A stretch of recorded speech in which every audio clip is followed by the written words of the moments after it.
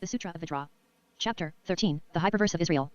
Narrator, Adamus, Kiyoheim, and Hunter soared through the boundless sky atop their colossal eagle, a streak of motion piercing the sky. The world beneath them stretched endlessly, reduced to a swirling blur as they traveled at speeds beyond mortal comprehension, immeasurable speeds times two. Yet, despite their impossible velocity, the journey felt eternal. It had been about 2 weeks since they left the country of Chao Sangrento, specifically the city of Obaporka, home of the Obaporkans.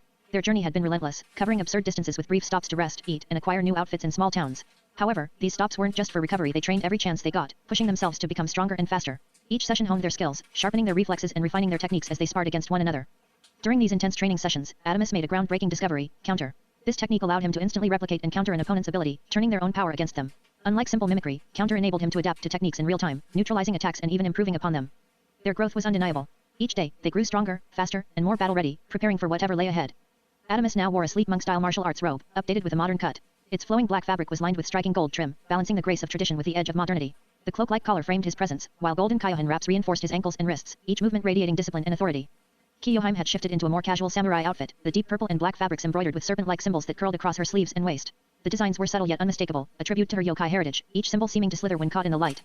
Hunter, leaving behind the harsh orange jumpsuit of their prison escape, now embraced a bold new look. He wore a sharp black, yellow, and blue ensemble that reflected both strength and renewal. His transformation was more than clothing. His face now bore a neatly grown mustache and beard, adding maturity and gravitas to his once unruly appearance.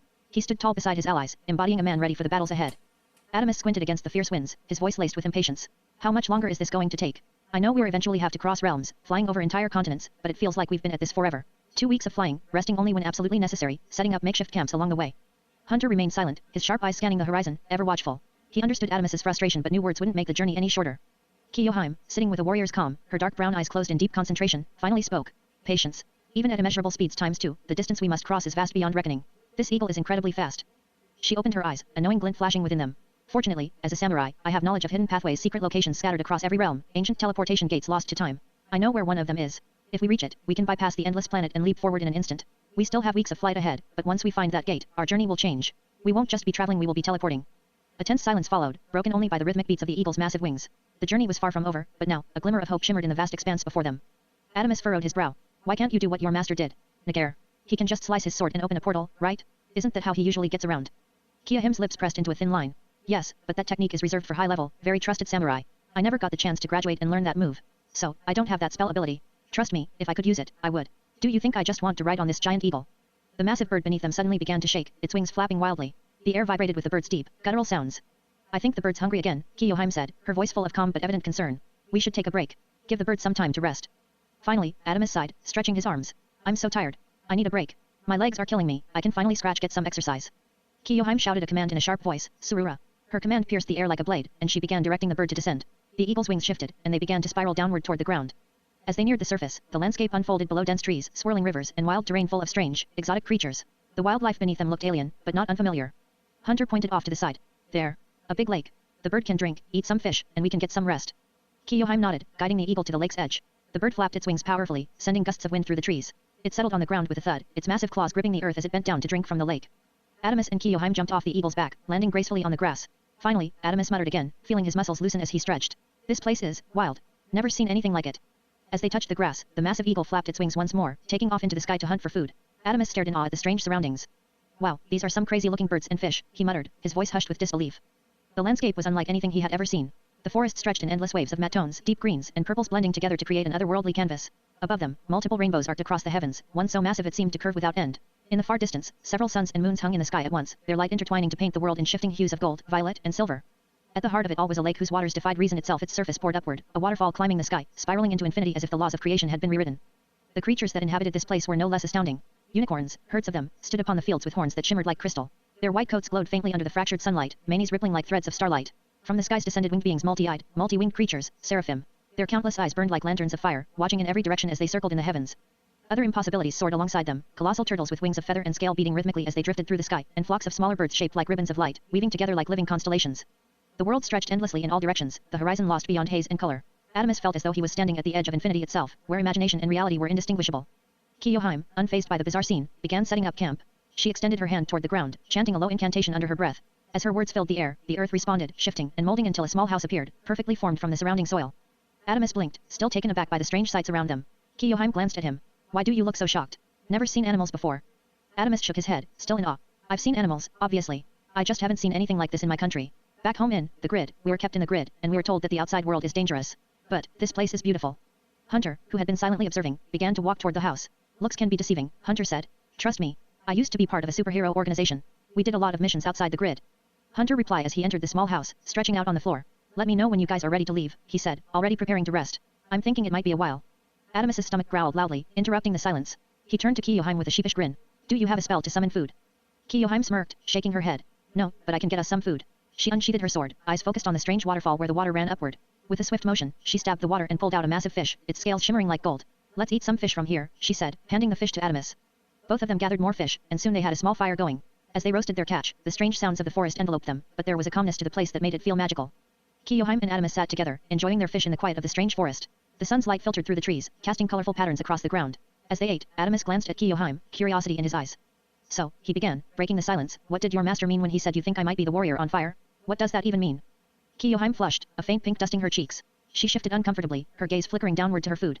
It's just an old legend, something that was revealed to the world when the great granny sage sensed my spiritual energy, she murmured, her voice softer now. I don't even know if you're the one, really.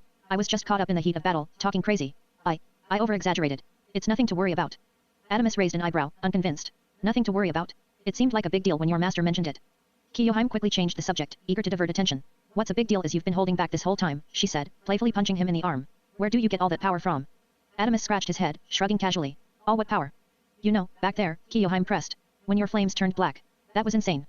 Adamus's expression darkened as he stared at his hands, remembering. Yeah, when that happened, it was crazy, he admitted, his voice distant. I never want to do that again. When those black flames showed up, it felt like I wasn't in control. Like I was empty inside, like there was nothing left of me. And then, I don't know. I felt like I was in a whole other dimension. It didn't feel real, but it did feel real. I even met someone there who told me I'm his reincarnation. Kiyohime's eyes widened slightly as she chewed on her fish, her gaze now focused on him. She pointed a fish at him, saying, that sounds pretty crazy. Before Adamus could reply, a tremendous roar echoed through the forest. The ground beneath them shook, and the trees swayed violently. The air was filled with a palpable tension. Adamus and Kiyohime exchanged a glance. What was that? Adamus asked, his voice tight with suspicion. I don't know, Kiyohime replied, narrowing her eyes. But I have a feeling we're about to find out. Adamus pointed toward the top of the waterfall. I want to go up there, to the top of that waterfall. It's moving backwards, and I need to see why. It's weird. Kiyohime nodded. Yeah, let's go. She grabbed her weapon, a familiar glint in her eyes as she stood up. We can find out what's going on, but we'll need to move fast. The two of them began running toward the waterfall. It was a long distance up, the waterfall itself stretching impossibly high far beyond the reach of the clouds. Kiyohime looked up at the towering cascade of water, her gaze skeptical. Looks pretty far, she muttered. Guess we'll have to go at max speed. Let's see who's faster. Adamus grinned confidently. You're funny. I'm way faster than you. I mean, you guys are my sidekicks, right? Kiyohime punched him in the arm again, this time with more force. I'm nobody's sidekick. You're my sidekick, she retorted. And if you're so confident, how about this? Loser has to brush the eagle's mouth. Adamus smirked, accepting the challenge. You got yourself a deal. They both dropped into running stances and took off. Narrator, as they raced up the waterfall, the speed at which they moved was nothing short of extraordinary. Both of them were running at an incredible FTL plus speeds, but the distance to the top of the waterfall was enormous 90 billion kilometers. Kiyohime began to push herself harder, her legs pumping as she shot past trees and rocks. With a glance over her shoulder, she smirked when she didn't see Adamus anywhere behind her. I knew he was too slow, she thought to herself. Pleased with her lead, she redoubled her efforts and pushed for the top, her eyes locked on her goal. Kiyohime finally reached the top, breathless yet triumphant only to freeze in shock. Perched effortlessly on the branch of a towering tree, Adamus sat casually, biting into a ripe fruit as if he had been waiting for hours. He smirked as he leaped down, landing without a sound. What took you so long? Kiyohime's chest rose and fell as she tried to catch her breath. How did you? Adamus only shrugged, the teasing glint in his eyes unwavering. Guess I'm just faster than you thought. Her eyes narrowed, frustration bubbling beneath her exhaustion. This isn't over. 2 out of 3. His grin widened. You've got yourself a deal. But for now, our little adventure isn't finished. Let's see where this water leads. Together, they followed the river's winding path, the distant roar of crashing water growing louder with each step. The dense forest stretched around them, the towering trees whispering with the wind. Their journey led them to an ancient temple, its stone walls weathered by time yet still standing with a solemn, sacred presence. Water from the river inexplicably flowed through its corridors, weaving through the sacred halls as if guided by divine hands. The structure was vast, its architecture bearing the marks of civilizations long past. Towering columns bore intricate carvings of celestial battles, scenes depicting angels clad in radiant armor locked in an eternal struggle against a towering red-winged figure wreathed in shadow, Lucifer, the adversary. As Adamus and Kiyohime stepped inside, an eerie sensation washed over them. Suddenly, Adamus' eyes began to glow gold, an otherworldly radiance illuminating his irises as he turned to face the walls. The ancient inscriptions, written in Hebrew and Aramaic, pulsed before him, their meanings unraveling in his mind as if they had been etched into his very soul. Kiyohime's gaze flickered between him and the inscriptions. You know this language? She asked, her voice hushed yet urgent. Adamus shook his head, his glowing eyes scanning the scripture as words spilled from his lips. No. I don't know what's happening. Yet, as they moved deeper into the temple, the imagery around them began to take shape, and with each step, Adamus found himself speaking the very history etched into the walls. Here, angels with radiant wings, locked in battle against those who fell, wings drenched in blood, their rebellion etched into the heavens. His voice was steady, yet tinged with something beyond comprehension. They walked further, his words unraveling the scene before them. Michael stands on one side, his blade gleaming like the dawn. Opposing him, Lucifer, Satan, his crimson wings spread wide as he leads his legions. They continued down the corridor, their footsteps echoing as the final mural loomed before them. Adamus' eyes widened as the last inscription burned into his vision. A great dragon, the battle rages, the angels fight, their weapons tearing through its unholy form. But in the end, he hesitated, his breath shallow. Michael, he strikes it down, casting the beast into the depths of hell itself. The air around them grew heavy, the weight of the ancient struggle pressing against their very souls. The temple was not just a monument, it was a testament, a warning, and perhaps, a revelation waiting to unfold. Kia-him's gaze lingered on the river coursing unnaturally through the temple, untouched by the carvings and inscriptions it flowed over. She furrowed her brow. It's strange, even the water moves through this place like it belongs here. Adamus exhaled, his eyes scanning the divine murals. This isn't just a temple, it's a story set in stone. A heavy silence hung over them before Kiyohime finally turned away. Let's keep moving. Leaving the sacred grounds behind, they pressed forward, their path bathed in the ethereal glow of the water's reflection. Then, at last, they reached the precipice, a titanic waterfall stretching beyond sight, its sheer force shaking the very air around them. They stood at the edge, gazing into the endless horizon beyond. But what lay below was far more astonishing. A colossal tesseract of energy pulsed at the heart of the abyss, suspended within an enormous chasm carved into the fabric of existence itself. The descent was immeasurable, yet within that abyss resided more than emptiness. Inside the tesseract stretched a hyperverse, a vast expanse whose very distances were layered across multiple existences. Every span of space folded into countless parallel domains, each one stretching into infinities stacked upon infinities, as if reality itself had been braided into endless dimensions. The construct was an unfathomable engine, an eternal cascade of interlocking, rotating cubes, each folding inward and outward in an infinite loop. Its surface shimmered in flux, squares within squares, dimensions within dimensions, spiraling through an impossible spectrum of colors that defied natural law. Scarlet dissolved into sapphire, emerald bled into obsidian, and gold burned into amethyst, all hues collapsing and rebirthing in a rhythm only eternity could understand. From its core emanated a pulse, slow and deliberate, like the heartbeat of an ancient god whose breath was hyperverses themselves. Space trembled, time warped, and the mind recoiled from its sheer immensity, for to gaze into it too long was to feel the entire hyperverse gazing back, self-aware, alive. Even the waterfall crashing around it could not escape its dominion. Instead of dispersing, the water bent inward, unraveling into threads of shimmering light, drawn into the kaleidoscopic abyss and vanishing into realms stacked beyond counting. Adamus exhaled, barely aware that he had been holding his breath. What the hell is that? Adamus stepped forward, his voice held a rare note of awe. He placed a hand atop his head as he peered downward. I can't even see where it ends, it looks endless. As he spoke, his foot slipped a momentary lapse that sent him lurching toward the edge. Kiyohime reacted instantly, seizing his arm and yanking him back just in time. Be careful, she snapped. You do not want to fall into that. He steadied himself, still staring at the glowing monolith. Why, what even is it? Kiyohime exhaled, crossing her arms. A dimension, hyperverse. Adamus blinked. Like in math? Like an equation. Kiyohime groaned, smacking her forehead. Does that look like a math equation to you? No. That's an entire hyperverse condensed into a single-dimensional space. She gestured toward the endless abyss below. Who knows how big it truly is? If you were to fall inside, you'd find entire multiverses, civilizations that have never even heard of us. You'd be lost in infinity itself. Adamus followed Kiyohime's gaze to the endless sky, his mind racing. The realization struck him like a thunderclap. Omniterra was not just a world. It was a force beyond comprehension. Kiyohime's voice was steady, but the weight of her words was immense. Omniterra is unlike any other world. It's not static, it's alive. Our planet keeps expanding, swallowing entire universes and hyperverses, collapsing them into dimensions, and placing them across the land. Some are vast, others minuscule. Can't be skipped. Narrator. The very ground beneath them pulsed with an imperceptible energy, as if Omniterra itself were breathing. It was not simply a planet, it was an absolute existence, a reality layered beyond all known structures, an entity that surpassed concepts and hierarchies alike. Omniterra was the living fabric of existence. Across its immeasurable expanse, infinite hyperverses lay woven into its lands and horizons, while still more orbited and surrounded it, embedded into its very being. Each of these infinite hyperverses existed within crystalline nodes or were stretched across its surface as living landscapes. And within every hyperverse thrived an infinity of multiverses, countless timelines, and ever-ascending higher realms, domains that transcended comprehension. Most who dwelled within them remained blind to this truth, believing their infinite worlds to be the totality of existence, unaware that they were but layers within layers, all enclosed in the unfathomable vastness of a single planet, Omniterra. End of narration. Adamus clenched his fists. So if I fell in there, I'd never escape. Kiyohime's expression softened, though her voice remained firm. Not necessarily. Every dimension has a center, a core. If you reach it, you'll find a black hole, an exit point. Or, she eyed him knowingly. If you were strong enough, fast enough, you could break free by sheer will alone. Or, of course, if you can use higher dimensional teleport, that helps too. Before he could respond, the ground rumbled beneath their feet. A deep, guttural growl echoed through the air, sending vibrations through the very fabric of reality. Adamus's eyes flickered, then ignited in a brilliant golden glow. His heartbeat quickened, his senses sharpening. Do you hear that? He murmured, his voice lower, edged with urgency. He turned toward the source of the tremors, eyes burning with intensity. Hunter needs help. He's fighting someone, and he's struggling.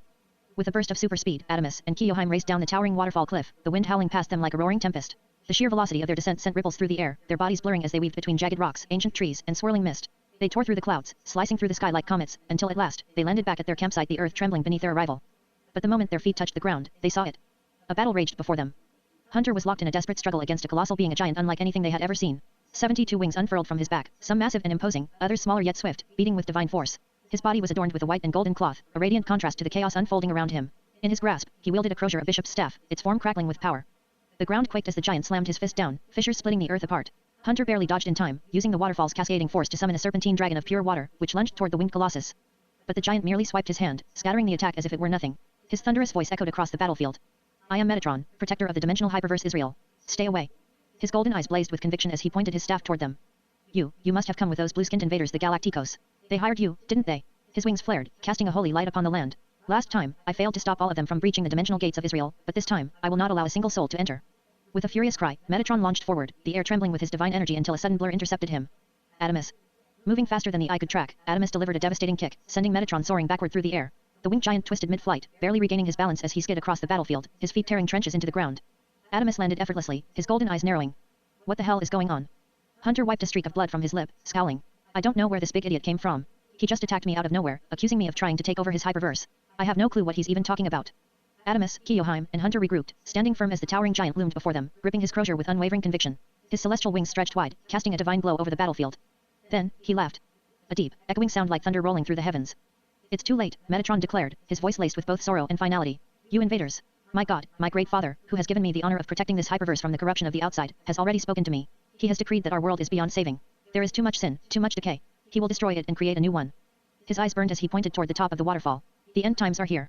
A new hyperverse will rise from the ashes of this one. There is no reason for you to fight, just leave this island, leave this hyperverse alone, and let it be. Kiyoheim exhaled sharply, rolling her shoulders. Yet. I've heard this speech a million times before. In a flash, she unsheathed her sword, the blade shimmering with raw energy. Kiyoheim, wait, Adamus reached for her shoulder, but she had already launched forward, her body a blur of motion. Metatron's wings flared as he charged, swinging his massive crozier in a devastating arc. The sheer force of the strike sent shockwaves rippling through the battlefield. But Kiyoheim was faster. She dodged, twisting through the air with supernatural agility. In an instant, she sprinted up the length of his crozier, her blade dragging along his arm, slicing through flesh and divine energy alike. Metatron snarled, his pain evident, but before she could drive her sword into his eye, his remaining hand lashed out, grabbing her mid-air. With a furious growl, he hurled her downward, the ground cracking beneath her impact. Before she could recover, his massive foot descended to crush her. No. In a blur of golden light, Adamus rushed forward, catching Metatron's foot before it could slam down. The sheer force of the clash sent tremors through the ground, but Adamus gritted his teeth, holding back the Colossus with sheer strength alone. From the ground, Kiyoheim smirked. Good job. Hold him there while I keep attacking. Adamus clenched his jaw. No, let's hear him out. But Kiyoheim was already moving. Hunter joined her, the two warriors launching a synchronized assault, striking Metatron from both sides. The giant let out a guttural roar, swatting at them like insects, but they were relentless, forcing him back step by step. Then boom. A colossal wave of energy erupted from Metatron's body, blasting them apart. The shockwave tore through the battlefield, carving deep trenches in the ground. As the dust settled, Adamus, Kiyoheim, and Hunter stood on one side battered but unyielding. On the other, Metatron straightened, his celestial form flickering with divine power. Kiyoheim and Hunter stood ready to attack, but Adamus raised a hand to stop them. Let's hear him out, he said calmly before addressing the imposing figure before them. Hey, buddy. Metatron's eyes flared with divine light. My name is not Buddy. How dare you? I am a deity. You will call me by my name, Metatron. Adamus sighed. All right, Metatron. But why do you assume we're here to start trouble or destroy your dimension, hyperverse? We just stopped by to get some food and rest. We don't work for Galacticos, the country, or the grid. Metatron let out a booming laugh, his voice dripping with disbelief. You expect me to believe that? I remember when your friends arrived on my island with ships, pretending to offer peace. I refused them, told them no one was allowed here. But then they discovered the truth: this island holds an entire dimension within it. Greedy for conquest, they invaded. I fought back, but I could not stop all of them. Some entered the dimension and wrought chaos. Worse yet, they freed my brother Satan, Lucifer himself. Now he is loose in that dimension, corrupting it with sin. My father has deemed our entire dimension unworthy because of it. He plans to erase everything and start anew. Adamus held up his hands. We had nothing to do with that. We'll leave right now. Metatron shook his head, gripping his glowing crozier. It's too late. With a wave of his staff, a chorus of Ophanim materialized, radiant wheels within wheels, burning with sacred fire and ringed with countless eyes. Their arrival warped the air itself, bending reality as though a veil had been ripped open. Wings, 12 and 16 and beyond all counting, beat in terrifying unison, not like wind, but like the inexorable turning of fate. Then the eyes opened. From each pupil burst lances of searing energy, beams of judgment that cut through the battlefield in blazing arcs. Adamus, Kiyoheim, and Hunter twisted, leapt, and rolled through the storm of holy light, each blast annihilating the ground it struck. Their blades and spells lashed out in defiance, slicing through wheels, piercing eyes, unraveling radiant geometries. Sparks of divine fire showered the abyss as Ophanim fell, spinning apart into molten fragments. But death was no end for them. In the very moment they collapsed, their forms spiraled back together, each broken wheel reconstituted, each shattered eye reborn tenfold. They returned, relentless, eternal, unceasing. The battlefield became a cycle of destruction and rebirth. Adamus smashing through radiant fire, Kiyoheim's serpent-imbued strikes severing wings, Hunter's blade carving through sacred steel only for the Ophanim to rise again, eyes blazing, voices thundering like celestial engines. The three warriors fought at the edge of exhaustion, every strike echoing into eternity, every dodge a breath stolen from oblivion. And still the Ophanim swarmed, wheels spinning in fractal geometries, their countless golden eyes tracking every motion, their blasts of judgment chasing them through the storm. Adamus's eyes darted upward, desperate. Where's the eagle? He gasped. Their only hope of escape was gone from sight. We have to run, he roared. With one shared breath, the three bolted toward the waterfall, leaping onto its jagged rise. Behind them, the Ophanim surged in pursuit, their holy wings beating not with air, but with pressure, with law, with divine inevitability. The vibrations rippled through the sacred realm, a weight that threatened to crush not just their bodies, but their very souls. Do not go near the waterfall. The voice thundered from above like a seal breaking across the heavens. It was Metatron, the celestial scribe, the supreme gatekeeper. His words were not mere sound but spellcraft, compulsion woven into every syllable. The command wrapped around the Ophanim like chains of light, driving them to accelerate, their radiant flights synchronizing into a single will. They moved faster than thought, weaving in blinding patterns between the pillars of the ancient temple. Those pillars were alive with inscriptions, letters of creation glowing in sacred fire. Aramaic spirals wound upward into infinity. Hebrew fractals branched like burning trees. Proto-language sigils shifted and reshaped, the very syllables of God's first breath etched into eternal stone. Adamus, Kiyoheim, and Hunter charged forward, their feet pounding across the ancient stones. They passed beneath statues towering into the clouds, angels with grief-shrouded faces, their swords of condensed truth locked forever in battle with a crimson-winged shadow. As the Ophanim surged after them, their spinning wheels scraped across the temple floor, leaving glowing scars of divine entropy that hissed and burned like the unraveling of reality. Behind them, Metatron's voice swelled again, wrathful, resonant, each word ringing like gongs from the center of creation itself. How dare your defiled feet trespass upon the sacred temples of the divine? Allow me to strike you down where you stand. Return, and accept your fate. The air trembled, shuddering beneath the weight of his decree. None shall enter Israel, the hyperverse of the divine. Still, Adamus, Kiyoheim, and Hunter did not stop. They broke free of the temple's last threshold, racing into a forest whose trees bent and bowed under the resonance of Metatron's fury. The Ophanim pursued, eyes blazing, beams cutting through trunk and stone alike, but the trio pressed on, climbing, running, refusing to yield. At last they reached the summit. Breathless, battered, they stood at the edge of the impossible. Before them lay not safety, but a vast cosmic precipice, a chasm yawning into the abyss of all that was and all the hyperverse of Israel. An impossible cascade of geometric chaos, squares folding into squares, shifting in an iridescent storm of hues beyond mortal comprehension. The colors bled into one another, forming shapes the mind was never meant to grasp. The hyperverse groaned, a cosmic hunger pulling everything into its churning maw. Loose stones, sacred debris, even entire fragments of the cliffs were wrenched from the land, their existence gone in an instant. Like a black hole given will, the tesseract surrounding the hyperverse devoured all. Metatron's expression darkened. Leave now. Do not enter that hyperverse. Adamus clenched his fists. We would if you gave us the chance. But the tesseract had already chosen. The tesseract pulsed once, twice before exploding in a cascade of light. A deep hum filled the air, reverberating through their bones as an unseen force tightened around them. Adamus staggered, his breath hitching as the pull intensified. It wasn't gravity. It wasn't wind. It was something deeper, something absolute. No. Metatron's voice roared through the storm of energy, his celestial wings spreading wide as he reached for them. His divine presence burned against the blinding glow, but the tesseract's pull was relentless. Kiyoheim's dark brown eyes widened as her feet left the ground.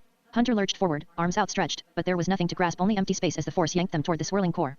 Adamus clenched his fists, straining against the inevitable, but the pull tore through him like an unseen tide, dragging them into the vortex of the hyperverse. Their bodies lifted, weightless, spiraling toward the heart of the unknown hyperverse. Then, light. Not just light, but a searing brilliance that devoured everything. It swallowed sound, breath, thought until there was nothing but motion. They fell. Their forms stretched, distorted, unraveling like threads in a storm of endless radiance. The world was gone. The hyperverse they knew was gone. There was only the pull, the rush, the feeling of being taken. And then, impact. The world slammed back into existence. A violent jolt rattled through their bodies as they struck solid ground, pain bursting through their limbs. The breath fled from their lungs, the force of the landing leaving them dazed. Adamus gasped, fingers digging into the rough earth. His vision swam, colors bleeding back into shape. Kiyoheim groaned beside him, her long hair splayed around her as she struggled to lift her head. Hunter gritted his teeth, shaking off the aftershocks. They were somewhere. But they were not where they had been. And then, they saw it. A waterfall. Adamus was the first to rise, his body aching from the fall. The others followed, shaking off the daze. His gaze drifted toward the sky, familiar, yet alien. He rushed to the edge of the waterfall, peering down. Below, a vast forest stretched, the waters cascading into a tranquil lake. Nothing about it seemed divine or otherworldly. It was just a forest. He turned sharply to the others. Are we in a different dimension? Or an entirely different hyperverse? Hunter sighed, his expression grim. Seems like we are. And getting out of these things isn't easy. Hunter gritted his teeth. Not bad for putting us in this mess. That monster came out of nowhere. Kiyoheim placed a reassuring hand on Hunter's shoulder. It's not your fault. These so-called deities always think they can do whatever they want. She exhaled sharply. Samurai deal with them all the time. Hunter gave a knowing nod. I've fought many gods and deities before. Adamus exhaled in frustration. This is not the time for war stories. How are we supposed to get back home? His voice wavered. We were already far away, and now we are stuck in an entirely different hyperverse. He clenched his fists, his breath growing uneven. I have a year to get back before my mom wakes up from her coma. If I don't, he stopped, shaking his head. I don't even know what will happen to her. Kiyoheim's gaze softened. I understand. She hesitated, then added, I have a year too, before the prince becomes the leader of the samurai. I need to return before that happens to expose the truth. He's the one who killed the princess. Hunter crossed his arms. Then we have no choice. The only way out is to find the core of this hyperverse. Adamus stared at him, his expression blank with disbelief. That sounds impossible. But as the words left his mouth, an idea struck him. Adamus inhaled deeply, steadying his mind. Slowly, he raised his hand, forming the Junmudra with his fingers. Closing his eyes for a brief moment, he then reopened them, his irises now glowing with a golden radiance. Tenshi no Mi, he whispered, the words carrying an immense weight. As his vision sharpened, the world around him unfolded not just in sight, but in knowledge. With his divine perception, he began to scan the area. And what he saw made his breath hitch. Before them stretched a vast expanse of golden sand, broken by a river that shimmered beneath the pale light of an unfamiliar sun. Beyond the water, the village stood, its mud brick houses rising in tiers, their flat rooftops stacked like the steps of a ziggurat. Smoke curled from clay chimneys, carrying the scent of burning cedar and incense. The streets bustled with life, men in long, flowing robes led donkeys weighed down with baskets of dates and figs, while women draped in linen garments balanced clay jugs upon their shoulders, their veils fluttering in the warm breeze. At the center of it all, a great temple loomed, its sandstone walls etched with carvings of winged beasts and celestial symbols. Priests, their heads shaved, moved in solemn procession, their foreheads pressed to the earth in worship.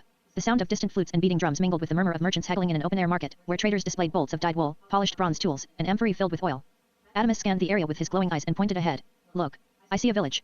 A good number of people live there, maybe they can help us find the center of the hyperverse. Kiyoheim stepped beside him. How far away is it? It's only a couple hundred miles. This planet feels small. It looks like a regular-sized planet, but it's nothing like Omniterra back home. Without wasting time, they used their super speed and reached the village in an instant. As they walked through, they began asking the locals, "Do you know where the center of the hyperverse is?" People looked at them strangely. Their accents were a mix of Akkadian and Sumerian. One man scoffed, "The earth is flat."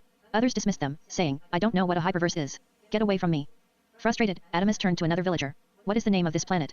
The villager gave him an incredulous look. "Our planet is called Mesopotamia. You should know this. Are you not from here?" Adamus clenched his fists, his patience wearing thin. "No, we're not. We're not even from this hyperverse." His voice rose as he grabbed the man by the arm. "We need to get out of here.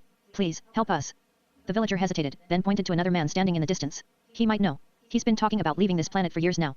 Adamus and his crew turned to see a man preaching to the townsfolk. He looked frantic, his voice filled with desperation. "A great flood is coming. You must get on my boat. I can save you. The end times are near." The other citizens mocked him, pushing him away. Some threw food at him, laughing. "You old fool. You've been saying this for years. No flood is coming," one shouted. "Your boat is too small," another jeered. "And there's no way it can fly." "There is no God watching us," someone else added. "You're just talking to yourself, old man." "Noah's a fool. Noah's a fool," they chanted as they shoved past him. Through the jeers stood Noah. His beard was long and streaked with silver, unkempt from years of labor yet dignified, falling almost to his chest. Deep lines carved his face, a map of age and endurance, yet his frame carried surprising strength, his shoulders broad from a lifetime of building and hauling, his arms still roped with sinew despite his many years. His eyes, sharp and burning with conviction, seemed to pierce through the mockery, unshaken by the crowd's cruelty. He looked every bit the weathered prophet, old, yet not frail, his presence still commanding. Adamus and his crew approached him. Hunter stepped forward. "People told us you might know how to get off this planet. And maybe even where the center of the hyperverse is." Noah's weary face lit up. "Yes, yes. How did you know?" He gripped Hunter's shoulders, excitement in his voice. "Every time I tell people about my mission, about my great father's warning, they don't believe me." He gestured frantically for them to follow. "Come. My boat is this way." Adamus and the others exchanged glances before nodding. Without another word, they followed Noah, leaving behind the jeering townspeople. They arrived at the foot of the great vessel. Kiyoheim stared in awe at the sight before her, an immense, rectangular ship, its hull crafted from gopher wood, towering in its majesty. It measured 450 feet long, 75 feet wide, and 45 feet high, an imposing structure that seemed both ancient and otherworldly. Atop the ship was a grand balcony, wide enough for one to stand with a cup in hand, the wind in their face as they gazed into the sky. A few windows dotted the upper levels, giving the ship an aura of mystery. Kiyoheim, her gaze narrowing in disbelief, turned to Noah. "Am I supposed to believe this boat can fly?" she asked, her voice tinged with skepticism. Noah smiled, a fierce gleam in his eyes, as he responded with unwavering excitement, "It's not just about flying. This boat is more than that. It will carry us to every corner of the hyperverse, to every planet, to the very center of existence. And when the wrath of God washes over this world, bringing an end to all that has been, this ship will carry us to safety. We will be preserved, and we will rebuild. Those aboard will be the new people of the new world." Hunter's voice cut through the tension. "You expect us to believe that you can fit the entire hyperverse of creatures on this tiny boat?" A ripple of doubt spread through the group, their confidence faltering as they glanced at one another. They began to turn, ready to walk away, but Noah's voice rang out, strong and commanding. "Stop. Stop." His voice was a clarion call, pulling them back. "Come inside the boat. I will show you. You must see for yourselves." Reluctantly, they followed him onto the vessel, their faces a mixture of skepticism and curiosity. As they crossed the threshold, the world around them seemed to stretch beyond belief. The interior of the boat was beyond comprehension, an endless expanse that defied logic and reason. No walls, no end, no boundaries. They had entered a realm untouched by time, a space that stretched infinitely. Noah turned to them, his face aglow with the certainty of his divine calling. "I told you," he said, his voice resolute, "this boat is not bound by the laws of this world. It may appear small from the outside, but inside it is infinite. My great God, my Father, helped me create this vessel, and with his power, we can fit every living thing from this hyperverse into it. Every creature, every plant, there is no limit." Kiyoheim's skepticism began to waver. She crossed her arms, eyes gleaming with a mixture of disbelief and curiosity. "All right, then. What are we waiting for? Let's get out of here." But Noah raised a hand, his expression turning grave. "Wait," he said, his voice now heavy with a plea. "Before we leave, there is something I must ask of you." The crew stopped, their curiosity piqued. "My wife, my daughter," Noah's voice faltered, and for a brief moment, the weight of the world seemed to press upon him. "They have been kidnapped by a savage race of blue aliens. Most of them have already fled this planet, knowing that the end is near. They believe my story, they know what is coming. That is why they have left the hyperverse. But some remain. They still hold parts of this world in their grip, and they have my family." Noah's gaze hardened, his voice filled with determination. "If you can retrieve them, if you can bring my wife and daughter back to me, we will embark on this journey. We will leave this planet behind and venture into the unknown. But first, I need you to help me free them." The silence that followed was heavy, as the crew understood the true depth of Noah's mission. The journey ahead had become not just one of survival, but of redemption. The fate of his family, and perhaps the hyperverse itself, now rested in their hands. Adamus stood up, cracking his knuckles with a grin that bordered on ferocity. "All right, then. Come on. Show us where they're at. I've been itching for a fight, to be honest." Without another word, Noah led the way, and the crew boarded the ship, which began to rise into the sky. As the vessel ascended, Adamus gazed down, his sharp eyes surveying the land below. Beneath them stretched a world that bore the mark of both ancient grandeur and something far beyond its time. Mud brick towns clustered along winding rivers, their ziggurat-like temples standing as solemn sentinels over the land. Fields of barley and date palms swayed in the warm breeze, and traders guided their caravans along well-worn roads, their camels burdened with goods. Yet among these relics of a bygone era, there loomed something unnatural, massive structures of blackened stone and gleaming metal, towering above the settlements like fallen citadels of a forgotten age. Etched into the sides of these abandoned monoliths, the words Pluto Industries stood out in eerie clarity, their foreign lettering clashing with the cuneiform inscriptions that adorned the temple walls nearby. Great iron wheels lay still in the dust, their purpose lost to time, while long-dormant machines, once alive with movement, now sat in rusting silence. Scattered across the desert sands, half buried and forgotten, lay the broken remains of flying ships. Their once polished hulls were now corroded and eaten by rust, their shattered frames jutting from the earth like the bones of long-dead beasts. Noah stared ahead, lost in thought, the weight of his journey pressing on him. Kiyoheim, sensing his burden, turned to him with a piercing question. Why did they take your wife and daughter? What's the story? The wind howled around them as Noah began to speak, his voice low and heavy with the pain of memory. Narrator, it started as a simple day in the town where Noah lived a day like any other. Noah walked alongside his wife and daughter, their laughter and conversation blending with the bustling sounds of the marketplace. His wife, elegant and radiant, picked up a can from a nearby stall, turning to him with a smile. Can you buy this for me? She asked, her eyes glinting with mischief. Noah, always the loving husband, raised an eyebrow as he scanned the price tag. He chuckled but then stared at the outrageous cost. Are you crazy? That's more than the bills for the whole house, he said with a shake of his head. Their daughter, a young girl with deep olive skin and long, dark hair braided with tiny gold rings, wandered nearby. She wore a simple linen tunic, cinched at the waist with a woven sash, and a pair of delicate bronze bangles jingled softly on her wrists. Her dark eyes gleamed with excitement as she spotted a pair of finely crafted sandals, their leather straps adorned with intricate beadwork. Father, may I have these? She asked, lifting them carefully for him to see, her voice filled with quiet hope. Noah dug through his pockets and sighed. All I've got is enough for some food. We'll have to make do with that. His daughter pouted, crossing her arms. Dad, you need to work harder. We need nicer things, she complained, her voice tinged with frustration. As Noah and his family continued down the street, a sudden hush fell over the town. The crowds parted, and a group of soldiers, alien beings with blue skin and dark, intimidating eyes strode through. They were Galacticos, a race of conquerors. At the head of the group was their leader, a tall, imposing figure with a cold, calculated demeanor. I am Tecumseh Sherman, the leader declared, his voice ringing with absolute authority. Standing at 6 feet 2 inches, Sherman exuded an air of calculated dominance. His short, wavy black hair framed his sharp features, and his piercing black eyes gleamed with cold intelligence. His blue skin, a hallmark of the Galacticos race, shimmered under the artificial lights of the occupied city. Clad in a high-tech military uniform lined with intricate circuitry and reinforced plating, he looked every bit the conqueror he claimed to be. I am your new leader now, he continued, his voice laced with amusement. For the past years, we have ruled your planet, yet I never had the time to come down and introduce myself properly. Consider this an honor. A smirk played at the corner of his lips. I thought I would sample your local delicacies. As he spoke, his gaze swept over the assembled crowd, measuring them, judging them. Then his eyes landed on Noah's daughter. And they locked onto her. Like a predator spotting its prey. Sherman's eyes widened, and he rushed toward her with an unnerving speed. How can a peasant be so beautiful, especially a human, he marveled, his voice dripping with condescension. Noah's protective instincts flared, and he lunged forward, shouting, Get your hands off my daughter. His words were met with a sinister laugh from Sherman, who was flanked by his imposing guards, each carrying weapons designed to intimidate. But Sherman waved them off with a flick of his hand, as if Noah were nothing more than a fly buzzing around him. How did you, a mere peasant, manage to create something so beautiful? He asked, leaning closer to Noah, his eyes gleaming with an unsettling curiosity. With a snap of his fingers, his assistants appeared at his side, and he turned to Noah, his voice turning sharp. How much for your daughter? Noah's heart raced with fury. She is not for sale, he spat, grabbing his daughter's hand and pulling her close. We're leaving. Now. But Sherman was not deterred. His face twisted into a mocking grin as he stepped closer, pulling a whip from his side. That's not how it works, peasant, he said coldly, before cracking the whip across Noah's back. Noah stumbled, falling to the ground as pain seared through him. Grab them. Sherman commanded his guards. Take the girl and the wife. You could have left with money, but now you'll leave with nothing. His guards moved swiftly, and before Noah could react, they seized his wife and daughter, wrenching them away. No. Noah cried out, struggling to rise, but the searing pain from the whip kept him pressed against the ground. Sherman's gaze remained unmoved. With a simple flick of his wrist, he gave the order. Kill him.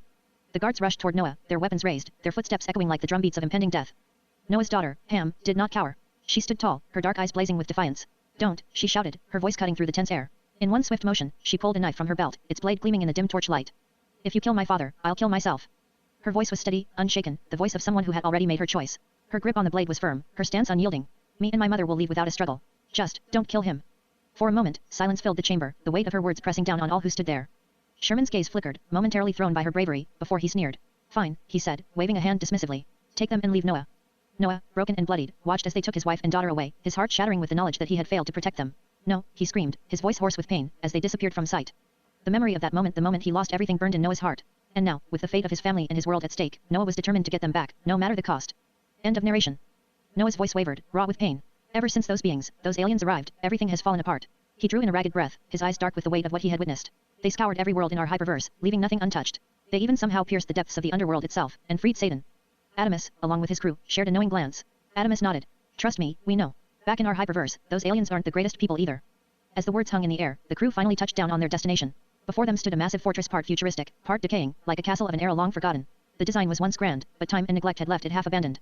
Adamus turned to Noah. Looks like barely anyone's here. You sure your wife and daughter are still inside? Noah's expression was firm, though his voice betrayed the uncertainty in his heart. I'm 100% sure. The crew made their way towards the towering fence near the fortress, the silence thick around them. Then, without warning, bright lights flashed to life, illuminating their path. A cold, mechanical voice echoed over loudspeakers. You are intruding. You have 3 seconds to step back. Adamus and the crew froze in place, but before they could make a move, the ground beneath them rumbled. Cracks began to form, and a deep, rumbling sound filled the air. They jumped back just as a massive gash opened beneath them, revealing a giant robot emerging from the earth. The blue Galactico inside the mechanical beast bellowed, no intruding. The crew wasted no time. With a swift motion, Kiyoheim sliced through the robot's legs, sending it crashing to the ground with a thunderous collapse. The crew quickly made their way to the robot's head and began to pry it open, revealing the alien inside. Adamus spoke first, his voice cold and commanding. Do you know where Noah's family is? The Galactico, still dazed from the fall, glanced up at them, fear flickering in his eyes. I don't know where his family is. I know our leader, Sherman, is obsessed with his daughter, so she's probably somewhere in there. But most of the guards are gone. The entire hyperverse is about to collapse. I don't even know why I came out here to confront you guys. Please, just let me go. Adamus, Noah, Hunter, and Kiyohime continued their approach toward the base of one of the grid's commanders, an alien of the Galacticos race. As they advanced, they encountered guards and robotic sentries, cutting through them in pursuit of Noah's family. Unbeknownst to them, inside the towering fortress, Sherman, the alien commander, remained unaware of the assault on his base. Inside Sherman's chambers, a lavish room glittered with wealth. Dozens of luxurious dresses hung from carved stands, shimmering gold lay scattered across tables, and necklaces and shoes fit for royalty filled every corner. Yet amidst all that opulence, the only sound was the quiet sobbing of Ham, Noah's daughter. No longer the curious child once sold by Sherman, she was now 21, her youth hardened by years of captivity. Surrounded by treasures, she sat, the hollow splendor mocking the sorrow that weighed upon her heart. She stood in the center, wearing an elegant wedding dress, tears streaming down her face as she clung to her mother. I don't want to marry Sherman, she whispered between sobs. Noah's wife held her daughter close, gently rubbing her back. I know, my love. I know. It's been years since he took us from your father, but if you refuse, he swore he would go back and kill him. Ham clenched her fists, her voice breaking. This is all my fault. Her mother shook her head. No, don't say that. Ham looked down, guilt eating at her. But it is. I used to pray for a life filled with riches, for all the jewels and treasures I could ever want, and it seemed like my wish finally came true. But at what cost? To be forced to marry a man I despise. Before her mother could respond, the heavy doors creaked open. Sherman stepped inside, his blue skin illuminated under the golden lights. Several alien guards followed behind him, their weapons at their sides. His expression was cold as his gaze locked onto Ham. Wipe your tears, he ordered. The wedding is happening. Ham shook her head, trembling. I can't do this. Don't hurt my father, but I won't marry you. It's been years of pretending to love you. You're a monster. I've seen you destroy innocent lives. Sherman's eyes darkened, his voice growing sharp. Years since I bought you. You are mine. By the laws of your own world, if a man takes a woman and she belongs to him, she must submit. You are my slave and my wife. Ham clenched her jaw, swallowing the rage inside her. Slowly, she wiped her tears and raised her head. We'll be ready in an hour. Sherman smirked, satisfied. Good. He turned on his heel and exited the room, his guards following. As he walked through the metallic halls of the fortress, one of his officers hesitated before speaking. Sir, are you sure about this? Sherman narrowed his eyes. Of course. I love her. The soldier hesitated. No, not that, sir. He cast a wary glance at the dimming sky beyond the fortress. The other generals and soldiers have already fled this hyperverse. They know what's coming. The collapse is inevitable. We should leave while we still can. Sherman scoffed. Cowards. Let them run. I don't care if this hyperverse is dying, I will be the one to survive it. I will rebuild. And I will be king. The soldier shifted uneasily. But, how will you defeat Satan? Or the god of this hyperverse? The end times are here. No technology can stop destiny. Sherman sneered. I fear no myths. No end times. I have power on my side. I will destroy both of them. And when the dust settles, I will be king of kings with my beautiful bride at my side. With that, he marched forward, completely unaware of the war already knocking at his door. Sherman strode across the vast expanse of his base, the ground trembling beneath his boots. Before him stretched a field of metal and fire, the air thick with the hum of machinery. His gaze swept over the horizon, a satisfied smirk creeping across his face as he took in the sight of his army, his true power. Towering above the battlefield stood humanoid mechs, each a monstrous titan of war, ranging from 12 to 20 stories tall. Their sleek black and red exteriors gleamed under the artificial lights, their armored plating reinforced to withstand even the most devastating attacks. Weapons bristled along their massive frames, cannons, energy lances, and blades that could tear through entire fleets. They were not merely machines, they were instruments of conquest. His dominance over this corner of the universe was no longer a question, it was a fact. As Sherman stood there, his eyes gleaming with pride, he heard footsteps behind him. He turned his head and a smile tugged at his lips. My friend, he said, raising his hand in greeting. I'm glad to see you, superhero mermaid king. The figure behind him stepped into view, his regal presence commanding attention. His eyes flashed as he shook Sherman's hand, a soft sigh escaping his lips. You don't have to call me that, Siren said, his voice steady but laced with distaste. I hate that superhero name. Just call me Siren. Siren was a striking figure, his appearance as striking as his presence. He wore a sleek, scale-like cuirass of shimmering blue and silver, light yet unbreakable. The metallic scales shimmered like the surface of the ocean in sunlight. His shoulders bore wave-shaped pauldrons glowing with aqua runes, pulsing softly with energy. A deep-sea green sash trailed behind him, flowing like a current through the air. His bracers were edged with ancient Atlantean symbols, and his legs were covered in dark cerulean greaves, designed for both speed and power. A translucent, jellyfish-like cape shimmered gently behind him, catching the light with each step he took.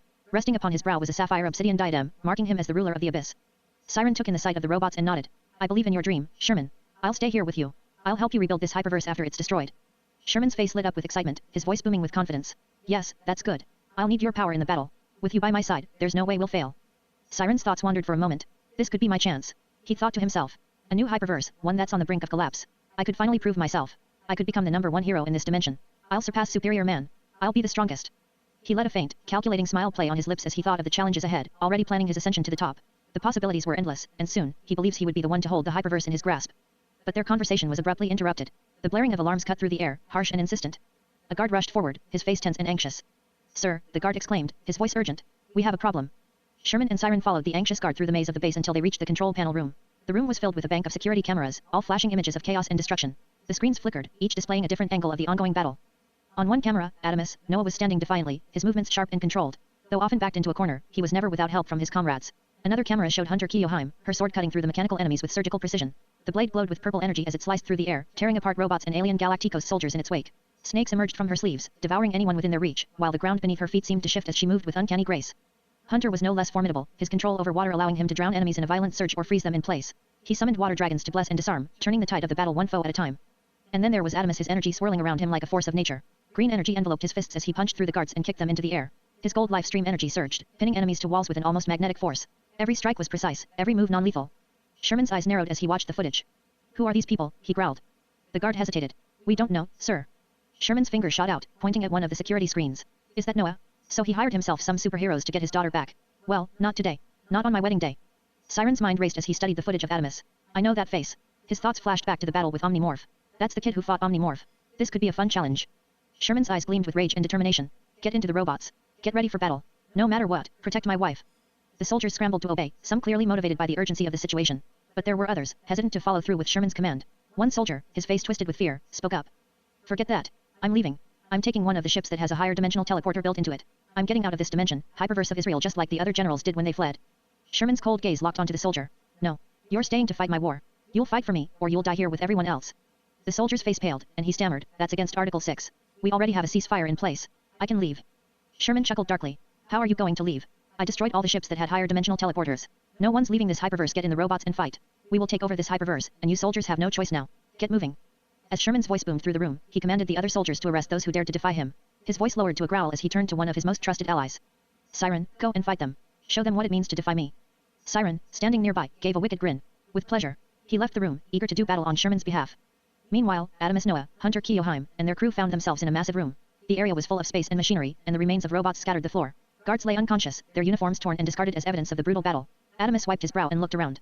Well, that was easy. Seems like we were close to the top of this base. I'm assuming that's where your daughter is, Noah. Noah nodded somberly. Yes, this is where she's at. With purpose, they walked toward the massive doors that loomed in front of them. The sound of their footsteps echoed through the vast chamber, a subtle reminder of the weight of what lay ahead. The doors slowly opened with a heavy groan, revealing the final stretch of their journey. They were closer than ever. But what awaited them beyond those doors would be a test of everything they had. The massive doors burst open with a thunderous boom, sending a gust of wind rushing through the already devastated base. Standing before them was a towering humanoid mech 12 stories tall, gleaming gold and red, a monstrous weapon of war. A massive rifle rested on its back, but the moment the crew locked eyes with it, the mech reached for the weapon, pulling it forward in one swift motion and aiming directly at them. Adamus reacted instantly. Green and gold energy surged from his hands, forming a protective shield around Noah, Hunter, and Kiyohime. The mech fired. A deafening explosion erupted upon impact, the sheer force tearing through the remains of the base. Smoke and fire consumed the area, and for a moment, nothing was visible but destruction. As the dust settled, Adamus stood firm, his shield flickering before deactivating. Miraculously, everyone within his barrier was unharmed. But the battlefield had changed. No longer was it just a handful of guards and robots now, an entire army stood before them. Humanoid mechs. Rows of them lined the horizon, some marching forward like an unstoppable force, while others took to the skies, hovering in place with massive sniper rifles locked onto the crew. The sky itself was a swarm of mechanized war machines, an overwhelming display of technological dominance. Above them, a colossal flying warship loomed, its design sleek yet imposing, radiating power unlike anything they had encountered before. And atop that ship stood Sherman. Beside him was Siren, his twisted grin never fading. And standing there, helpless, was Noah's wife and daughter, Ham. Noah's heart clenched as he saw his daughter dressed in a wedding gown, held firmly by Sherman's grip. The tyrant, dressed in a black suit, sneered as he turned to Noah, locking eyes with him. Then, with smug arrogance, he pressed his lips against Ham's in a mocking kiss before turning back to face Noah with a look of triumph. You'll never get your family back, Sherman declared, his voice booming over the battlefield. If you know what's good for you, you'll take these so-called heroes you hired and leave. This hyperverse is already doomed. It's only a matter of time. Noah's hands clenched into fists. His voice was unwavering. I'm not leaving without my family. And I will complete my mission. The end times may be here, but I will save everyone I can. And you, Sherman, you're a sinner. My lord will have his day with you. At that moment, Ham struggled against Sherman's grip, pushing him away with all her strength. Her voice rang out in desperation. Dad. Help. Please. Something inside Hunter snapped. Her cry wasn't just a plea, it awakened something deep within him. Visions flashed before his eyes, memories of his own daughter. Her laughter. Her warmth. The last time he saw her, at her grave. His body trembled as grief surged through him. Sherman scowled and shoved Ham down, forcing her onto the cold steel floor of the ship. Be quiet, he snarled. We'll be married soon. This planet is beneath us. As the ship began to ascend, Sherman gestured to his army. Kill them. Let them rot with this pathetic planet. The humanoid mechs activated in unison, their weapons locking onto their targets. The sky darkened as they moved into position, preparing for a full-scale assault. Then, with a wicked grin, Siren took a step forward. This is going to be fun, he chuckled. Without hesitation, he leaped from the warship, landing effortlessly atop one of the massive mechs below. His red eyes gleamed with excitement as he cracked his knuckles. Let's see what these so-called heroes can really do. The battle had only just begun. The battlefield was alive with tension. The humanoid mechs piloted by Galacticos stared at the crew with unease. Through their communication devices, their nervous voices crackled with fear. This guy looks terrifying. One alien muttered. I shot him with my rifle, and his shield didn't even crack, another reported in disbelief. That green energy, what is that? Is he on fire? Meanwhile, Hunter acted without hesitation. He grabbed Noah's arm and spread his wings wide, the powerful appendages catching the air as he launched into flight. Adamus and Kiyoheim watched as Hunter took off, shock flashing across their faces. Hunter, what are you doing? Adamus called out. With tears brimming in his eyes, Hunter's voice was firm. We have to save his daughter. I have to save his daughter. You stay here, make sure they don't shoot me down. Then, with a powerful flap, Hunter surged forward at incredible speed, Noah clutched tightly in his grasp. The enemy reacted instantly. From the warship, a barrage of rockets screamed toward them. Hunter twisted and dove, slipping past one then another. A third missile locked onto him and Noah, its warhead primed to detonate until Adamus raised a hand, firing a searing disk of energy. The missile split in half midair, it's exploded. Hunter spared a brief glance back, nodding in appreciation, before surging forward. The warship's humanoid mechs opened fire, their rifles unleashing streaks of plasma. Hunter weaved through the storm of gunfire, a blur of motion, as rounds zipped past him. Below, some of the mechs shifted their fire toward Adamus and Kiyoheim, trying to pin them down. Two mechs, each wielding massive swords, shot toward Hunter, blades poised to cleave him apart. At the last moment, he folded his wings around himself, spinning into a drilling blur. He tore straight through them, metal shrieking as their shattered frames tumbled lifelessly from the sky. But more mechs appeared in pursuit. Hunter spun, preparing to evade only to witness them erupt into flames as Adamus energy blasts struck them from below. At his side, Kiyoheim swung her sword, the wind howling as the blade extended toward the sky, slicing through multiple mechs in a single sweeping motion. Their combined efforts created the opening Hunter needed. He surged ahead, his body cutting through the sky like a bullet, until he reached the warship. Hunter landed hard on the ship's surface, Noah still in his grasp. Without a moment to waste, they rushed inside, disappearing into the depths of the enemy's stronghold. Narrator, we now focus on Adamus' battle. From atop one of the towering mechs, Siren, a cold and calculating warrior, observed the battle below. His eyes gleamed with intrigue as he watched Adamus tear through their forces. Interesting, he murmured. He is as strong as I imagined. With eerie grace, Siren leapt from the mech, plummeting toward the battlefield. He landed right next to Adamus and Kiyoheim, the impact sending cracks through the ground beneath his feet. His gaze met Adamus. A slow, confident smile crept across his face. Siren landed with effortless grace, his piercing gaze fixed on Adamus. He raised a hand, commanding all the humanoid mechs to hold their fire. The battlefield fell silent. Halt, he ordered. The mechs obeyed without question. Siren smirked as he addressed Adamus. Vajra. That's your superhero name, correct? Adamus narrowed his eyes. Correct. What's this? You changing your mind? Don't want to fight anymore? Beside him, Kiyoheim kept her sword raised, the tip aimed directly at Siren's throat. He's already given up. Look at him, scrawny. He's a coward. Siren laughed, the sound low and mocking. Looks can be deceiving. I'm a B-rank superhero. And what are you? A filthy samurai. Kiyoheim's grip on her sword tightened. I know I promised you I wouldn't kill any more, Adamus, but this guy deserves it. Siren grinned. Kill me? The king of mermaids? Impossible. I would drown you where you stand. Kiyoheim smirked. Samurai eat mermaids for dinner. They're quite delicious. Siren's expression darkened, his eyes flaring with rage. The ground trembled as water burst forth, erupting from beneath them and drowning the battlefield in a sudden flood. Within moments, the terrain was gone, swallowed by a vast and churning sea. Adamus and Kiyoheim leapt clear of the surge, landing lightly upon the new surface. The flood spread endlessly around them, yet they stood unshaken, their energy carrying them upon the water as though it were solid ground. Siren's lips curled into a smirk. I see. Just like me, you two can walk on water. Maybe this will be interesting after all. His gaze locked onto Adamus. But I want a one-on-one with you, Vajra. Adamus sighed, side-eyeing Kiyoheim. Why did you have to make him mad? Kiyoheim didn't answer him directly. Instead, she turned back to Siren with a wicked grin. Samurai don't fight fair. 2 versus 1. Siren let out a sharp breath, then scoffed. Fine.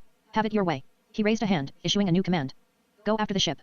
The humanoid mechs immediately shifted their focus, their rockets igniting as they took to the skies, heading straight for the warship where Hunter and Noah were inside. Adamus clenched his fists. Kiyoheim, stop them. Hunter and Noah are in there. Kiyoheim clicked her tongue. Fine. Just don't die. She kicked off the water, launching herself into the sky at incredible speed. Her blade flashed, slicing through the air. She landed on a mech mid-flight, stabbing her sword through its metal spine. With a swift motion, she ripped through its core and kicked off just as it exploded. She summoned a massive snake, which lunged forward, coiling around another mech and crushing it. Jumping from enemy to enemy, Kiyoheim continued her ruthless assault. Back on the ground, Adamus and Siren stood face to face, their reflections rippling in the water beneath them. Adamus shifted into his fighting stance. Siren did the same. The battle was about to begin. Siren smirked, his gaze locked onto Adamus. So tell me, why do you want to be a hero? Do you have the same ambitions as me? Adamus remained in his fighting stance, unwavering. My dream is to be a hero that saves everyone. I want to be the #1 hero in the world. Siren laughed, his voice laced with mockery. The #1 hero? Impossible. I used to have that dream too, but then I realized it was impossible to achieve. Adamus clenched his fists. Nothing's impossible. That's what my mom always told me. Siren scoffed. You're really naive, kid. You know who the #1 hero is, Superior Man. No one can defeat him. That's why I gave up on my dream. How can you surpass someone who is already superior? Adamus smirked. Simple. With hard work. Siren's expression darkened. Hard work isn't enough. That's why I left our hyperverse to come to this one. A second chance. Here, I can be the #1 hero. And someone like you isn't going to stop me. With a flick of his wrist, sharp blades of water shot from his hands in the flooded battlefield beneath them. The sheer force of the water blades sliced toward Adamus, tearing through the air at blinding speed. Adamus' golden eyes gleamed, his body surrounded by green flames. He dodged swiftly, but one of the water blades grazed his cheek, drawing a thin line of blood. As he twisted midair to evade the onslaught, he caught sight of the mountains in the distance being sliced apart. The deadly slashes weren't just cutting through stone, they were reaching all the way into space. His mind raced. Those things are powerful. If I get hit, it's over. Summoning his life energy, Adamus extended his hands forward, manifesting glowing tendrils that shot toward Siren, wrapping around his arms like ropes. Siren's movement stopped, and the water blades ceased midair. Adamus landed lightly on the water's surface, tightening his hold. Got you. But Siren simply smirked. No, I got you. Adamus' eyes widened. Who? Before he could react, a massive alien-like shark emerged from the depths below, its massive jaws clamping down on his legs before dragging him into the dark abyss. Splash. Adamus struggled against the force dragging him deeper. With a snarl, he clenched his fist and drove a devastating punch into the shark's snout. The creature recoiled, knocked out instantly, but it was too late. From the depths, more creatures emerged. Massive saw shark-like beasts, their bodies glowing with blue and red energy, surged toward him. Their sword-like noses slashed through the water, striking Adamus from every direction. He blocked, twisting and maneuvering, but the relentless assault forced him back. I don't want to hurt them, he thought. Golden life strings unraveled from his body, twisting like tentacles through the water. They lashed out, coiling around the glowing sharks, squeezing and siphoning their energy. One by one, the creatures grew weak, their bodies going limp as they drifted downward into the abyss. Adamus exhaled and turned to swim back up, then he froze. Something was wrong. His body wasn't moving. He was floating, weightless, suspended in a shimmering sphere of water. He tried to push forward, but an invisible force held him still. I can't move. Above the surface, Siren raised both hands, his fingers twisting like a puppeteer's. His voice echoed across the battlefield. That's why I used that creature to drag you under, so I could trap you in my water prison. A gleaming trident materialized in Siren's grasp. He spun it once, the water rippling with power, before hurling it straight at Adamus. Die. Adamus gritted his teeth, his muscles straining against the magical force. This isn't regular water, it's magic. Summoning every ounce of strength, he burst out of the bubble, shattering it into a million droplets just as the trident reached him. With a swift movement, Adamus caught the trident in his mouth, clamping down on the weapon before gripping it with his hands. He smirked. That's all you got. Without hesitation, he hurled the trident back at Siren. Siren's eyes flared with rage as he snatched his weapon midair. You dare mock me? The ocean trembled. The waters around him exploded upward, twisting into a massive tornado. Rising with it, Siren hovered above the battlefield, his form framed by the raging storm. Power surged through him, crackling in the spiraling waves. The sea itself answered his fury. The waters erupted around Siren, spiraling into a massive vortex that lifted him skyward. Suspended above the storm, he hovered, his power surging as waves crashed and swirled beneath his feet. The very planet seemed to tremble as water seeped from the soil, rising unnaturally. Adamus tensed, watching Siren with narrowed eyes. Why is the entire planet flooding? He wondered. What should be my next move? Close combat? I don't think he has good hands. But his thoughts were interrupted by distant screams. His Tenshi no Mi eyes flared gold, piercing through the chaotic scene. People were drowning, children, animals, entire families engulfed by water that materialized out of nowhere. Adamus snapped his gaze back to Siren. Are you the one doing this? You're flooding everything. People are drowning. Just fight me, you don't have to drown the world. Siren remained airborne, the water swirling protectively around him. His glowing blue eyes locked onto Adamus as he raised his trident. A sphere of water energy formed at its tip before launching toward Adamus with devastating force. Adamus reacted instantly, vanishing with a burst of super speed. The attack struck the water below, erupting into a violent explosion. He landed firmly, feet skidding slightly across the drenched water. Siren let out a piercing scream, his voice shaking the earth itself. I will show you why I am the #1 hero now. I will show you the fear I felt that day. The day I met Superior Man. You will feel my wrath. With a thrust of his trident, he fired a concentrated beam of water energy. Adamus became a blur, weaving through the chaos as destruction reigned around him. The cries of the drowning filled his ears, but he couldn't hesitate. In an instant, he sprinted across the raging waters, his feet barely touching the surface before he vanished again, appearing miles away. Towering waves crashed all around him, spiraling into vortexes as Siren's storm swallowed entire cities. Buildings crumbled beneath the weight of the flood, streets turned into rivers, and desperate hands reached for salvation. He extended his gold life strings, 5 at a time, snatching people from the merciless currents. In another instant, he was gone, reappearing on a distant mountaintop, where he gently set them down before vanishing again. Across continents he moved, rescuing a mother and child from a collapsing bridge, pulling a drowning elder from the depths, catching a child just as a tidal wave threatened to consume them. Siren unleashed a relentless barrage, his blue lasers cutting through the storm, chasing Adamus across the planet. But Adamus was faster. He ducked, twisted, and blurred past the deadly blasts, all while carrying dozens hundreds out of harm's way. Each time he reached for another life, his emerald energy enveloped them, shielding them from the devastation as he whisked them to safety. The sea raged beneath him, shifting and twisting with each step, yet he ran undeterred, skimming across the surface as if the ocean itself bent to his will. Water exploded in his wake, parting under the sheer force of his speed. He leapt between surging waves as if they were mere stepping stones, defying the very storm that sought to consume the world. But in that moment of selflessness, just as he reached for one more, he left himself open. A brilliant blue laser ripped through the chaos, slamming into his chest. A shockwave erupted as Adamus was sent crashing into the water. The impact detonated in an explosion of steam and force, the battlefield quaking beneath the might of their battle. Siren hovered above the flooded world, water swirling around him like a living force. He gazed at the vast ocean stretching endlessly below, his eyes gleaming with victory. Vydra, is it even strong enough to defeat me? He muttered. He's not getting up from that blast. I'm the #1 hero. I'm superior. He turned away, convinced the battle was over. But then, a deep, resonating sound shook the air behind him. Siren spun around, his eyes widening. Adamus was rising. Green flames roared around him, his energy so intense that the ocean itself churned into a spiraling vortex beneath him. Though his feet touched the ocean floor, the water refused to engulf him, spinning violently in defiance. Impossible, Siren whispered. That blast. I put enough energy into it to destroy multiple planets. I controlled it so it wouldn't obliterate this one. How did you survive? Adamus pressed a hand to his chest, his golden Tenshi no Mi burning with unyielding resolve. Because I don't give up. He leveled a finger at Siren. You call yourself the #1 hero? That means my dream of being #1 is about to come true because I'm taking you down. In a split second, Adamus shot into the sky. Siren barely had time to react before bam. A crushing blow smashed into his face. The sheer force sent him careening across the planet, his body slicing through clouds before he crashed into the opposite side of the planet. Floating in the sky, Siren wiped the blood from his mouth, his mind reeling. What was that? Then, a fiery streak blazed through the atmosphere, descending like a meteor. It was Adamus. His body burned with power as he came hurtling down, one leg stretched out in a devastating side kick. Meteor slam. His foot connected squarely with Siren's stomach. The impact detonated like a bomb, sending Siren plummeting toward the ocean below. He struck the surface with an earth-shattering crash, sending tidal waves rippling in all directions. On the opposite side, Adamus landed smoothly, standing firm. You giving up now? He asked, shaking his hands loose. I didn't mean to hit you that hard. Siren staggered to his feet, blood dripping from his lips. His rage burned hotter than his wounds. The water around them began to churn violently, rising into towering waves as he extended his arms. Liquid energy coiled around them, morphing into massive, glowing shark-like fists made of water and lightning. With a furious roar, he hurled a punch from afar. A torrent of water and crackling electricity exploded toward Adamus. Adamus dodged, weaving past the attack. But Siren was already there. In a blur, he appeared in front of Adamus, his fist driving into his gut with titanic force. Boom. A massive explosion erupted as Adamus was launched backward, his body ripping through the water before he skidded to a halt. Gritting his teeth, he dropped into his fighting stance. Siren smirked. Round 2. They lunged at each other. Fists clashed. Kicks struck. Each impact sent shockwaves through the air, the ocean trembling beneath them. Adamus weaved through Siren's attacks, countering with devastating blows to his stomach and legs. Uppercut. Leg sweep. A surge of life strings wrapped around Siren, yanking him forward. Like a yo-yo, Adamus pummeled him midair strike after strike before hurling him downward, sending him crashing into the sea. But Adamus wasn't done. Adamus took a deep breath, his eyes locking onto Siren as he clenched his fists. Then, in an instant, he was gone. The ground shattered beneath his feet as he launched forward, tearing across the flooded world. He was nothing but a streak of green light, moving faster than the eye could comprehend. One moment, he was racing past towering pyramids, their ancient stones drenched beneath the rising tides. The next, he was cutting through vast forests where the trees bent and snapped in his wake. He streaked across sunlit valleys, then through cities swallowed by the flood, his speed so immense that day turned to night and back again within seconds. The ocean itself split apart as he ran, water surging to either side in walls that reached for the sky. His footsteps sent shockwaves rippling across the surface, creating tremors that echoed deep beneath the sea. As he moved, the air cracked like thunder, his presence a force of nature itself. Adamus had run the breadth of the entire planet, gathering momentum beyond comprehension. By the time he reappeared, Siren had scarcely drawn breath. A green comet crashed down before him, Adamus himself, all the fury and force of a world-spanning run condensed into a single, unstoppable strike. The punch landed. A cataclysmic explosion erupted the instant his fist connected, splitting the sky and sending an earth-shaking shockwave across the entire planet. The very ocean recoiled, parting into massive trenches as the sheer force of the impact sent water shooting miles into the air, blotting out the sun. The world trembled, and for an instant, silence reigned before a deafening roar followed the sound of power beyond comprehension. Siren's body rocketed across the sky like a meteor, the sheer velocity ripping through the storm clouds and sending him hurtling toward a distant island. He crashed into the earth with the force of a falling star, carving out a massive crater that sent shockwaves across the flooded terrain. As the dust settled, Adamus descended slowly, his steps light against the broken ground. He looked down at Siren, whose battered form lay motionless, his breath ragged. Are you done? Adamus asked, his voice steady but firm. I wasn't even trying to fight. But I'd appreciate it if you chilled with the water and stopped flooding this planet. Siren slowly pushed himself up, blood dripping from his mouth as he glared at Adamus. You naive child, he sneered. You talk to me as if I'm your friend, as if you can give me orders. You think I care about these people? I'm a hero to be number one. I became a hero to be the strongest. That's what Superior Man taught me. Adamus frowned. You became a hero just to be the strongest? You should have just become a fighter then. Siren scoffed. Where's the fame in that?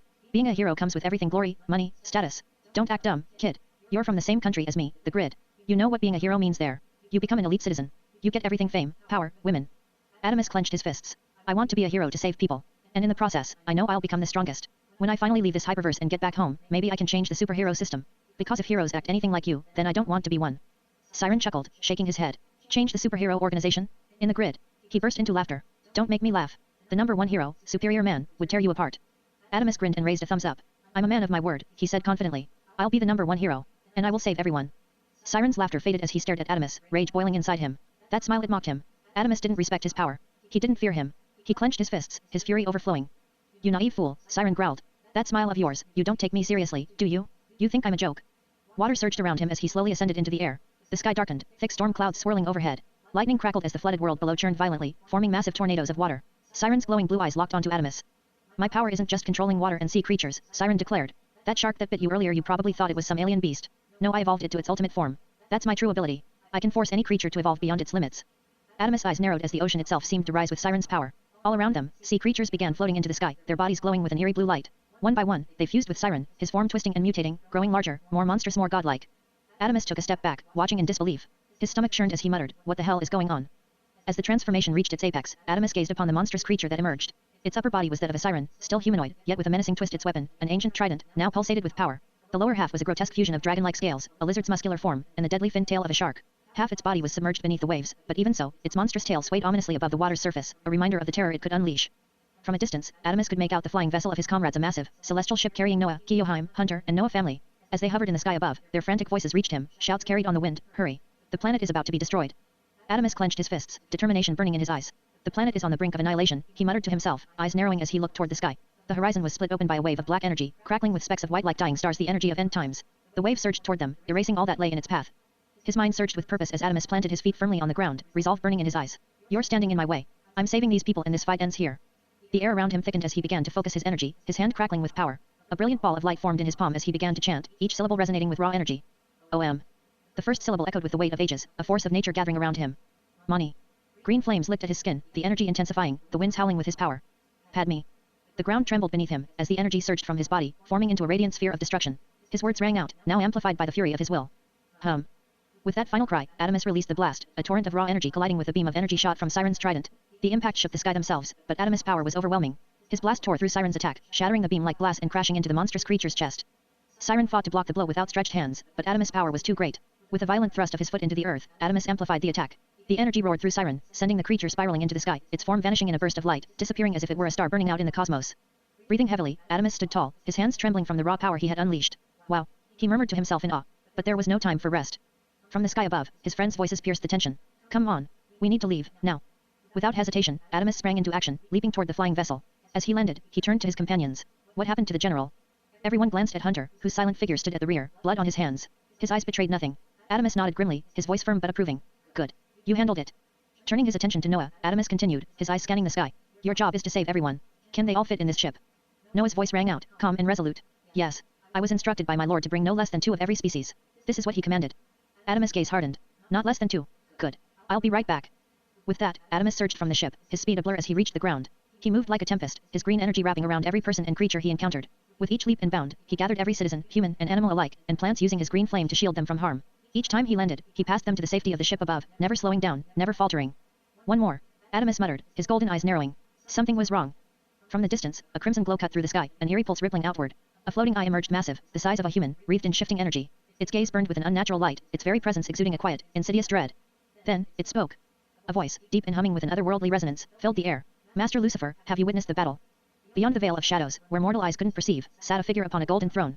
He was barely visible, wreathed in darkness, yet the sheer power radiating from his presence was undeniable. A voice, smooth as silk but cold as the void, responded. Yes, I saw it. That man Noah is one of the prophets. God, Yahweh has sent him to save this world. The red eye flickered, its form twisting reacting to unseen forces. What must I do, Master? Lucifer's voice came again, quiet yet commanding. Follow them. Watch them. That kid interests me, his power. My power to control the narrative doesn't affect him. And it seems those around him slip beyond my reach as well, shielded by what he carries. I need you to follow them. Watch them. Without hesitation, the eye began to shift, its glow distorting, twisting until suddenly, it became something else. A woman. She plummeted from the sky, her cries of terror piercing through the air, her body flailing as if drowning in the waves below. Her golden hair whipped wildly in the wind, strands catching the dim light, while her brown eyes deep, desperate pleaded for salvation. Adamus moved before thought could reach him.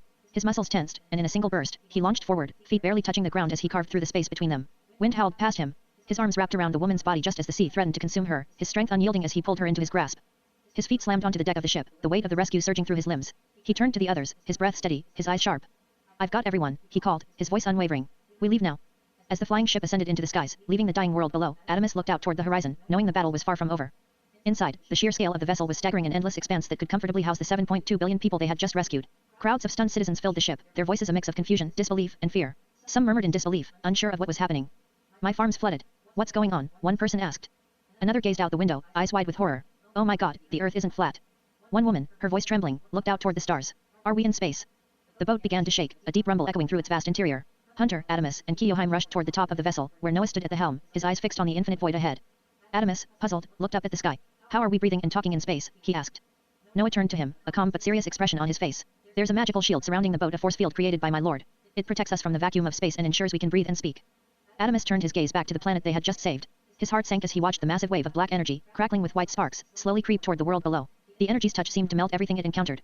The planet, once teeming with life, began to vanish under its destructive force, its surface eroding away like sand in a storm. Adamus turned back to Noah, his voice heavy with the weight of what he had seen. Is this what you meant by the end of the world? Noah nodded, his face grim. Yes. My lord believes that the world has become too corrupt, too sinful, and that it must be destroyed to make way for a new beginning. The energy you see is complete annihilation, the energy of end times. It will consume this universe, slowly but surely. We cannot touch it. Even I, the one who holds the key to the center of the hyperverse, will be erased when the energy reaches me. This destruction will pave the way for a new world, a new order. Keoheim's gaze sharpened, her resolve unyielding. So, where do we go next? The center of the hyperverse? Is that the only way out? Noah's eyes flickered with uncertainty. No, we must stop at every planet that still holds life. We must gather 2 of every creature, just as my lord commanded. We cannot leave anyone behind. Keoheim, who had been silent until now, spoke up, his tone defiant. That wasn't the plan. We were supposed to help you get off that planet, save these people, and then move on to the center of the universe. We don't have time for these detours. We're at a deadlock. Noah's voice remained calm, yet firm. Without me, you have no way of reaching the center. I know where it is. My lord has printed the map onto my very soul. It's not something I need to consult. And most importantly, we need to pick up the most crucial person. Kia Him's eyes flashed with suspicion, her hand resting on the hilt of her sword. I knew it. I knew we couldn't trust this old fool. He's been using us as bodyguards, all for the sake of rescuing his family. Her voice was venomous as she stepped toward Noah, the aura of menace radiating from her. Tell us where the center of the hyperverse is, or I'll force it out of you. Adamus stepped forward, his hand on Kia Him's shoulder, halting her advance. Calm down. We're taking a few trips, then we'll be back home. Okay. Kiyohime hesitated for a moment before she gave a reluctant nod. Fine. But this better be worth it. She turned and stalked off toward the lower section of the boat. Hunter, who had been quietly staring out at the destruction unfolding below, seemed distant haunted. Adamus approached him cautiously. Are you okay? He asked, sensing something was off. You look like you've seen a ghost. Hunter turned to face him, his expression unreadable. I'm fine, he replied, though his eyes betrayed a deep sadness. He turned and headed toward the lower levels of the boat without another word. Adamus, feeling the weight of the moment, made his way down to the lower levels, where the masses of rescued citizens gathered. The vast expanse of the ship infinite, and the citizens' voices echoed off the walls, full of panic and disbelief. Are you ready to head to the center of the hyperverse? Adamus asked, his voice carrying a sense of resolve. The response was less than encouraging. No, we want to go home, one citizen cried, fear evident in their voice. Is our planet really gone?